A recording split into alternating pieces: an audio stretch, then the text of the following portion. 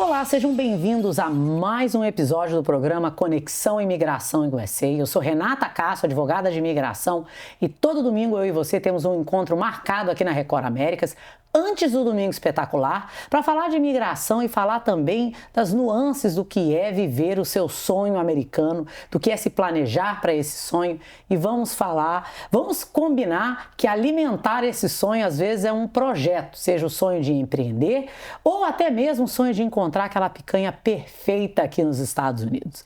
Vocês sabem que nesses anos de advocacia imigratória, uma das reclamações que eu mais encontro são de brasileiros que falam: nossa, eu sinto tanta saudade da comida brasileira, e eles encontram em restaurantes como Picanha Brasil a solução para satisfazer aquela saudade daquela comida gostosa, e é por isso que eu não pude deixar de trazer dois, que na minha opinião são dois grandes ícones do empreendedorismo brasileiro aqui na Flórida, Marco e Ivonete Dombrowski, do Picanha Brasil. Sejam bem-vindos. Obrigada. Gente, é um prazer estar aqui com você.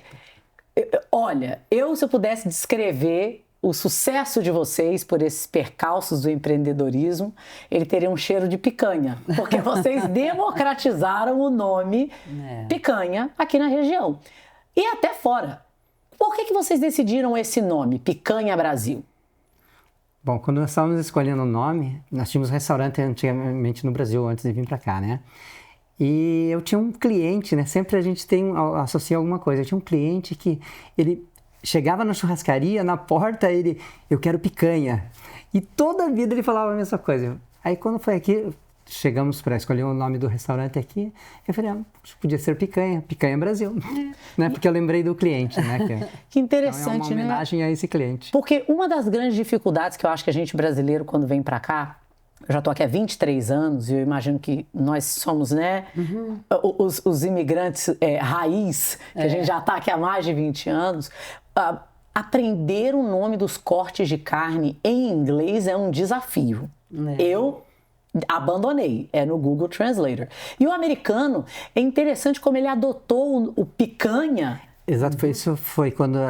colocando o nome também, né? Eu falei assim, para eles já tá mais fácil o nome picanha, né? Então, aí eu falei, as coisas vão dar certo nesse sentido para E vocês, quando começaram na região de West Boca, né?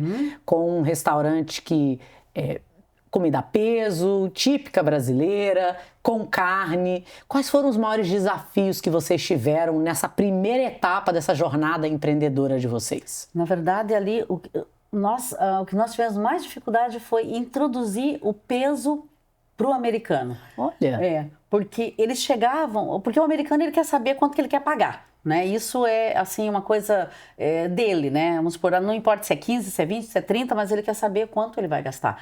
E no peso, não tinha como. Às vezes, ele a gente até chamava ele perto da balança, quando passava algum cliente com o prato, aí a gente falava, olha, esse prato deu mais ou menos esse valor.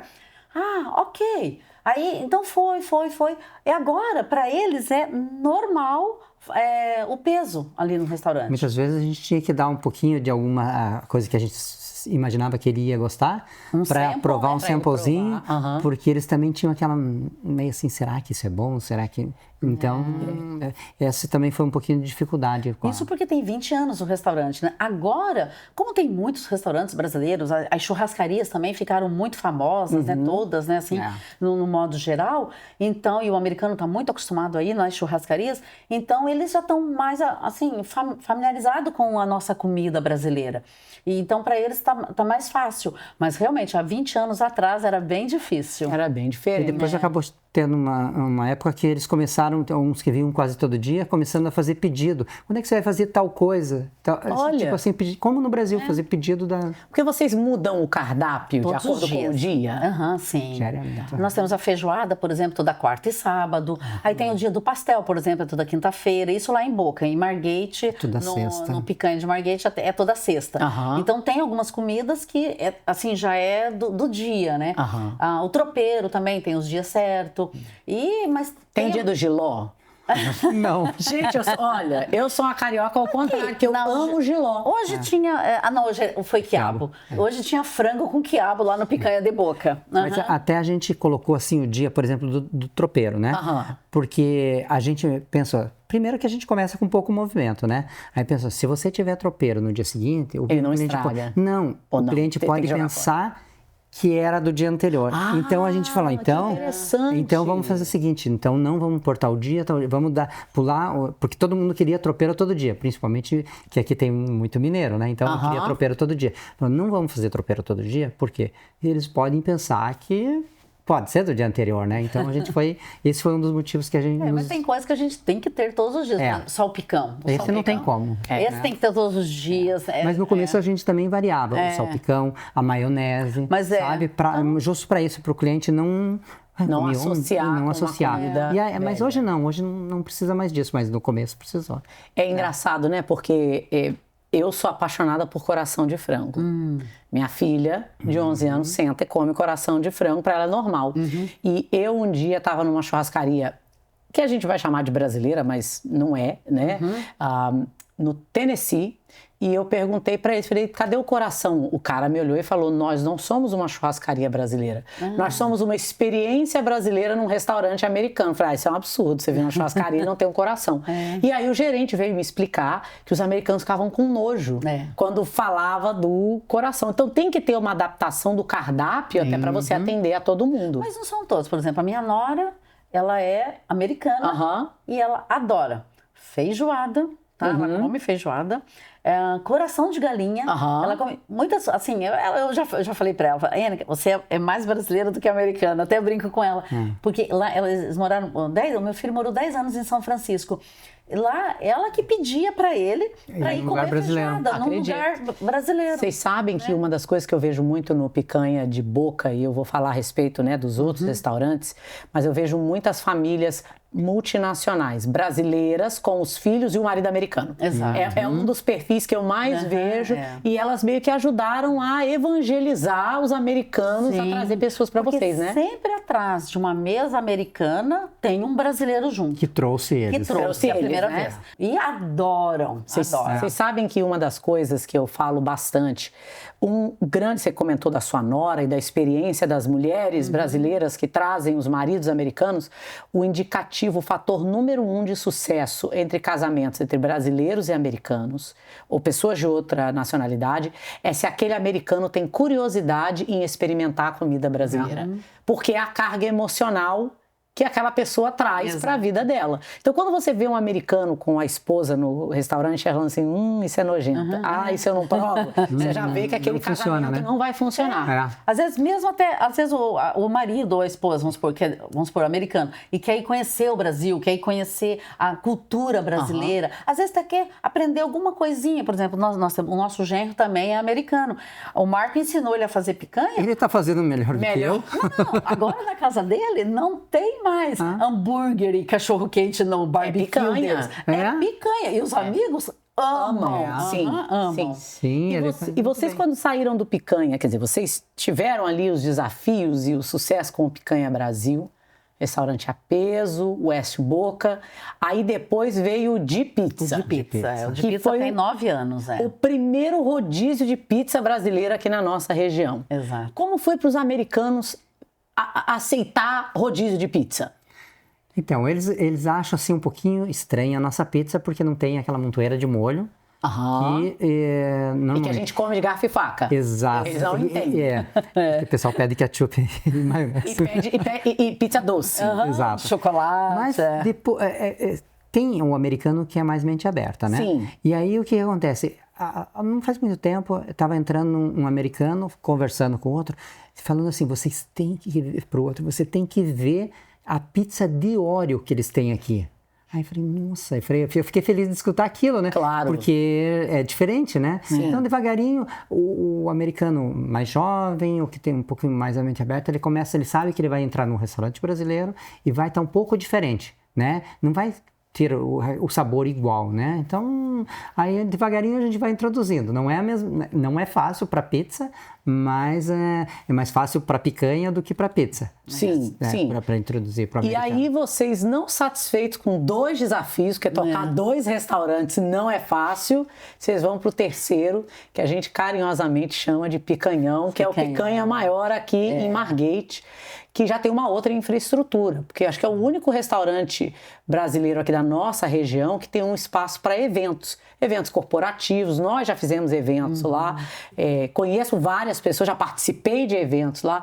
Como é que foi esse desafio? Eu confesso que imagino que para vocês até alugar aquele espaço com um landlord corporativo, um senhorio corporativo, tem um outro sistema de veto, foi diferente. Como foi esse desafio para o Picanha Brasil quando vocês se instalaram naquelas instalações maiores? Então, ali, na verdade, nós compramos o building, né? Porque era o sonho do Marco. Que incrível, parabéns! Comprar, e é muito difícil você comprar num plaza, né? Então, como ali é separado, então foi possível. E como ali já estava fechada há bastante tempo, e ele namorou por alguns anos. Passava, rodava, eu dei as 7 voltas ou 7.000 voltas ali criou um buraco. Exatamente. Aí quando ele viu que eles abaixaram o preço, assim, que, né? Daí ele falou assim, amor, agora cabe no nosso bolso, né? Aí a gente falou, então vamos, né? Porque você ter o teu próprio, assim... Claro, é um investimento, sem dúvida. Então, ali, por isso que foi muito bom, porque realmente alugar um lugar daquele tamanho realmente seria loucura, né, até. E para nós foi muito bom a questão do espaço, porque a gente consegue fazer casamentos. Ali nós temos um salão que comporta até 180 pessoas. Nossa, grande! Então, nós podemos fazer uma festa, temos salão para 40 pessoas, 120 pessoas, 180, 60, 50. Então, a gente consegue molda fazer conforme várias festas ao mesmo tempo, né, em salões separados. Isso é muito bom. Né? E fazia falta, né, aqui pra gente, né? Fazia? E também uma das coisas foi que a gente tinha bastante fila, principalmente no sábado e no domingo no Picanha de Boca, né? E com isso, nós não diminuímos o nosso movimento, digamos, no finalmente, no Picanha de Boca, mas nós tiramos aquelas mesas grandes, 20, 30 pessoas, que ficava muito tempo. Uma mesa hoje de 20 pessoas, ela usa muito mais tempo do que uma mesa de 4, de 8 pessoas, né, dentro do restaurante. E aí, hoje, o pessoal, quando pensa em ir para o restaurante, ele já vai direto para Margate, uma mesa grande. Né? São 20 pessoas, às vezes eles chegaram... E aí eles deram espaço. A igreja toda. A igreja toda, é o restaurante do pós-igreja. Exato, e nós já esperamos, nós já temos um salão lá, que nós já deixamos as mesas tudo alinhado, porque antes eles nem iam para a Boca, porque eles sabiam que não tinha espaço. Exato. Então aí acabava, né, se dispersando. E assim não, agora eles já sabem já que lá nós temos, às vezes ligam, tem alguns que ligam, olha, nós estamos chegando aí, nós vamos ser 20, 30, mas tem uns que já vai direto e a gente dá um jeito, sempre. E o restaurante de Boca, ele gira muito mais, porque a mesa fica menos tempo, né? Então ele continua dando fila, mas fila que vai rápido. Curiosidade antes da gente terminar o programa, qual é a sobremesa mais vendida nos restaurantes? Então, eu acho que o pudim de queijo com goiabada. Ok, olha, não imaginava. É uma das mais vendidas. É uma das mais vendidas. Ele, assim, americano, a maioria das pessoas... fala, não, esse é o meu favorito. Claro, a gente tem o pudim comum também, né? O de leite normal.